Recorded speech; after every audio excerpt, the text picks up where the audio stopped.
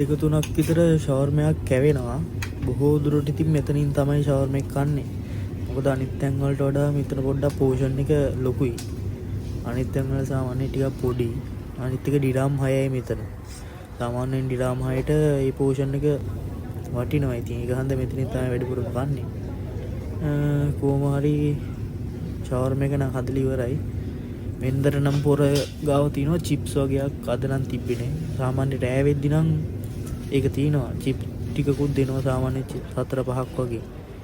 කොහොම හරි ෂවර්ම එක නම් ඉතින් ගත්තා. මට තව ගන්න බඩු වගේක් තියෙනවා. ඒ ටිකත් අරගෙන ෂවර්ම එකත් අරන් ඉතින් අපි කාමරයට ගිහිල්ලා බලමු ෂවර්ම එක මොන වගේද කියලා.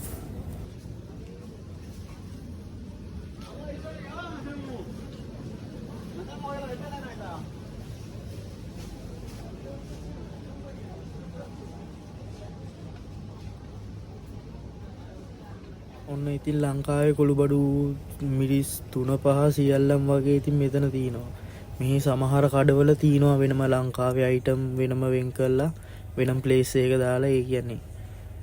එහෙම ලංකාවේ කස්ටමර්ස්ලා આવොත් ඒගොල්ලන්ට ගන්න ලීසි හන්ද එහෙම වෙනම තැනක තියෙනවා. අනිත් එක මෙහි සමහරක් කඩවල තියෙන හොඳම ලේසිම දේ තමයි කාගෙන්වත් ගාන අහන්න ඕනේ.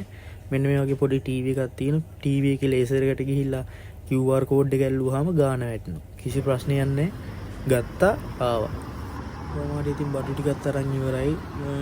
යමු ඉතින් කාමරේට. ගිහිල්ලා බලමු ෂවර්ම එක මොනවා වගේද කියලා. ඉතින් රස්නේ කාලේ පටන් ගන්න හන්ද ටිකක් රස්නේ දැනීගෙන එන්නේ. ටිකක් අමාරුයි දැන්ටම තේරෙනවා පොඩ රස්නේ වැඩි වෙනවා කියලා. කොහොම හරි ඉතින් මොන කාමරේට නම් ආවා. බලමු ඉතින් ෂවර්ම එක මොනවා වගේද කියලා.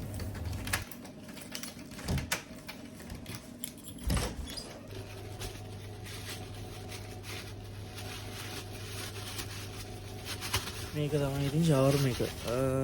ටිකක් අමාරුයි තනිය ඉතින් ගැටේ ලියා ගන්න. අනිත් අතින් ෆෝන් එක අල්ලන් ඉන්න හන්ද. ඒගොල්ලෝ ඉතින් අපිට ෂවර්ම එකට දීලා තිනවා සෝස් පැකට් දෙකකුයි ටිෂූ දෙකකුයි. එච්චර තමයි වෙන්දර නම් චිප්ස් හම්බෙනවා. අද චිප්ස් හම්බෙලා නැහැ. අද ඉතින් තියෙන සෝස් පැකට් දෙකයි ටිෂූ දෙකයි ෂවර්ම එකයි විතරයි. මේක තමයි ඉතින් ෂවර්ම එක. ඉතින් මේක සාමාන්‍යයෙන් අර පොඩි බඩගින්නකට වගේ නම් ඇති. කෑවහම් පොඩ්ඩක් ෂේප්. ඕක තමයි ඉතින් පෙනුම. මම කටක් කාලා පෙන්නන්නම් ඇතුළේ තියෙන්නේ කොහොමද කියලා. ඔය වගේ තමයි ඇතුළේ තියෙන්නේ. සාමාන්‍ය හොඳට චිකන් තියෙනවා. චිකන් සෝස් හොඳට තියෙනවා. කෙචප් ටිකකුත් දාගෙන ඉතින් පොඩ්ඩක් කාලා බැලුවා. අවුලක් නැහැ. ඇත්තටම ඒ ගානට වටිනවා ඒක.